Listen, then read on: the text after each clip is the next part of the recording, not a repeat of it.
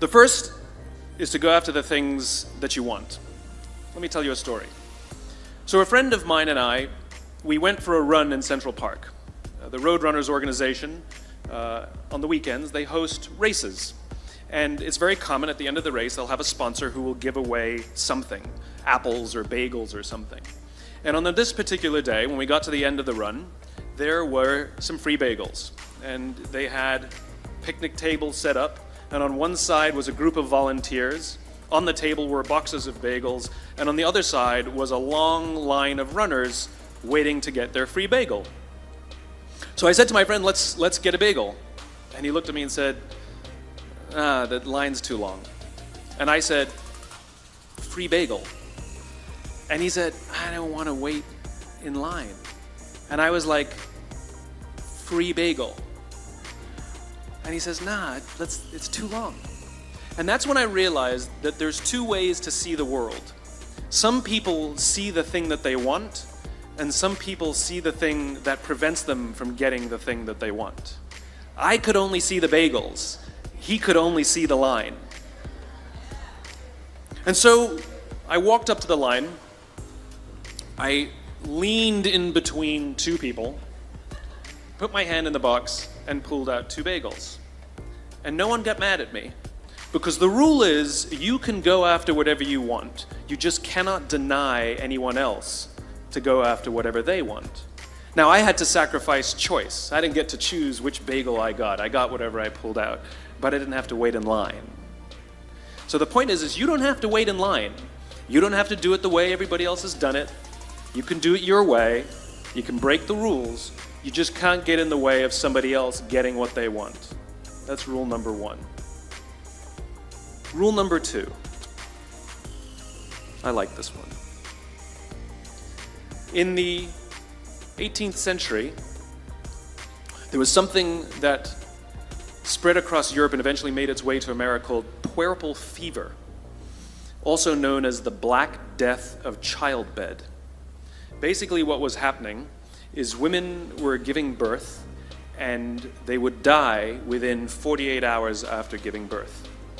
This Black Death of childbirth was the ravage of Europe, and it got worse and worse and worse over the course of over a century.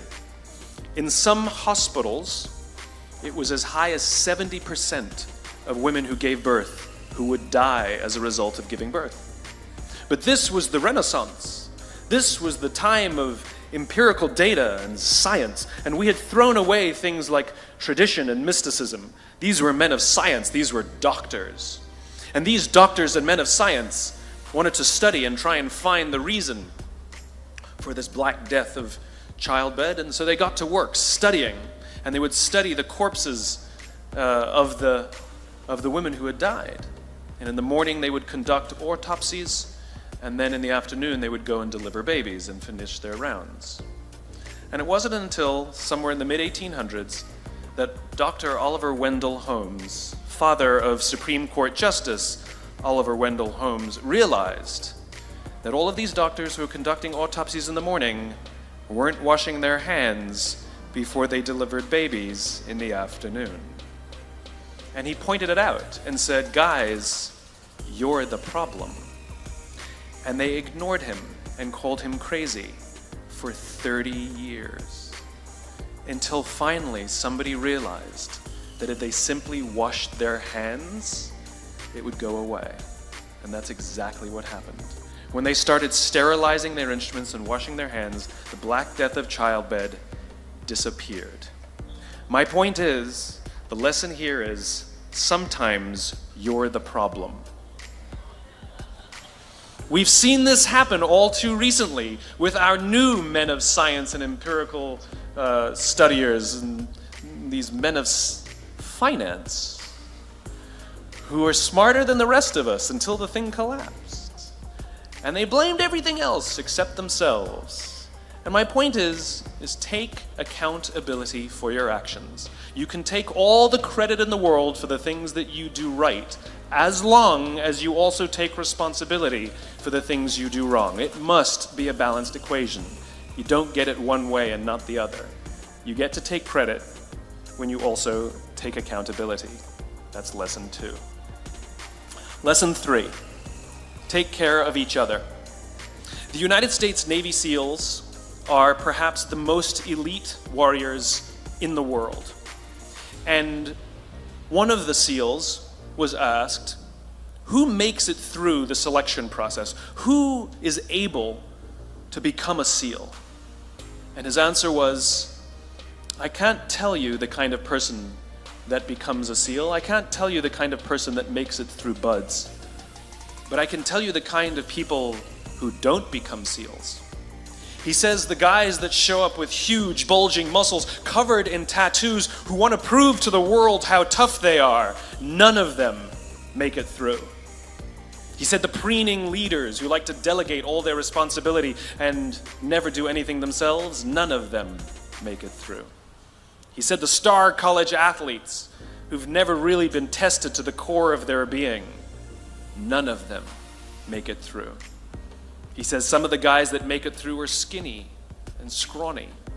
He said some of the guys that make it through, you will see them shivering out of fear.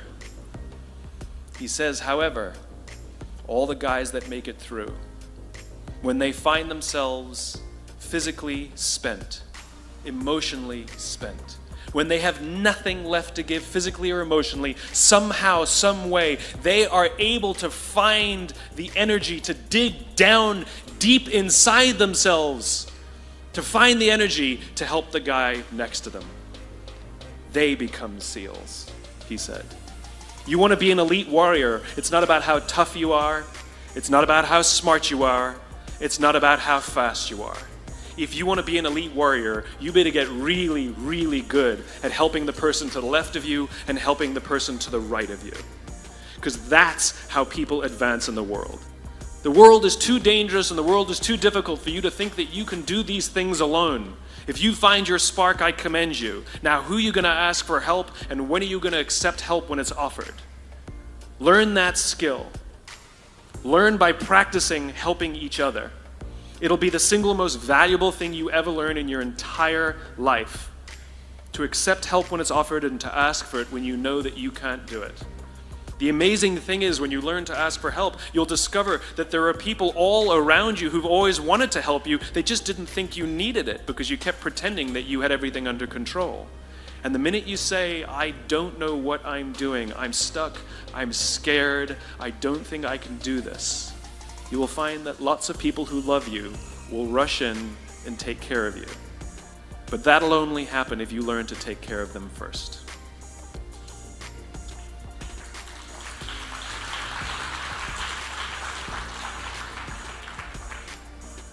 Lesson 4. Nelson Mandela is a particularly special case study in the leadership world because he is universally regarded as a great leader. You can take other personalities, and depending on the nation you go to, we have different opinions about other personalities. But Nelson Mandela, across the world, is universally regarded as a great leader. He was actually the son of a tribal chief. And he was asked one day, how did you learn to be a great leader? And he responded that he would go with his father to tribal meetings. And he remembers 2 things when his father would meet with other elders. 1, they would always sit in a circle. And 2, his father was always the last to speak. You will be told your whole life that you need to learn to listen. I would say that you need to learn to be the last to speak. I see it in boardrooms every day of the week. Even people who consider themselves good leaders, who may actually be decent leaders, will walk into a room and say, here's the problem, here's what I think, but I'm interested in your opinion, let's go around the room. It's too late. The skill to hold your opinions to yourself until everyone has spoken does 2 things. 1, it gives everybody else the feeling that they have been heard. It gives everyone else the ability to feel that they have contributed. And 2, you get the benefit of hearing what everybody else has to think before you render your opinion. The skill is really to keep your opinions to yourself. If you agree with somebody, don't nod yes. If you disagree with somebody, don't nod no. Simply sit there, take it all in, and the only thing you're allowed to do is ask questions so that you can understand what they mean and why they have the opinion that they have. You must understand from where they are speaking, why they have the opinion they have, not just what they are saying. And at the end, you will get your turn. It sounds easy, it's not. Practice being the last to speak. That's what Nelson Mandela did. Number 5. That's Monty Python. 1, 2, 5, 3. For all the other nerds in the audience. There's one. Number 5. My favorite one of all. True story.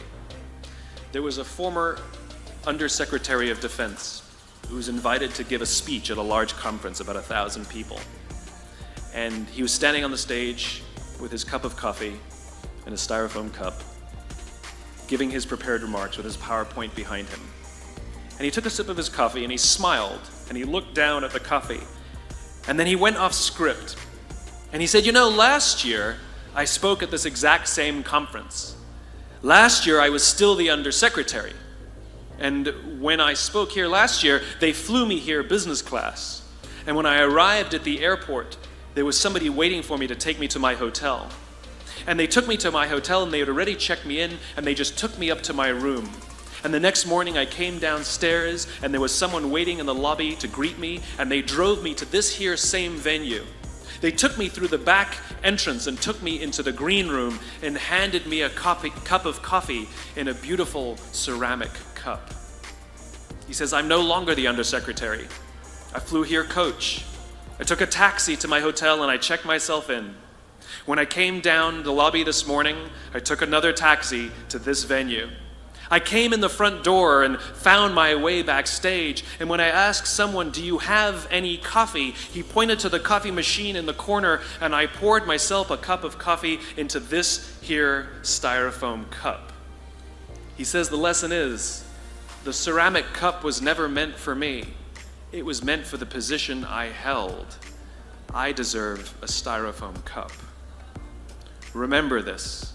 As you gain fame, as you gain fortune, as you gain position and seniority, people will treat you better. They will hold doors open for you. They will get you a cup of tea and coffee without you even asking. They will call you sir and ma'am, and they will give you stuff. None of that stuff is meant for you. That stuff is meant for the position you hold. It is meant for the level that you have achieved of leader or success or whatever you want to call it.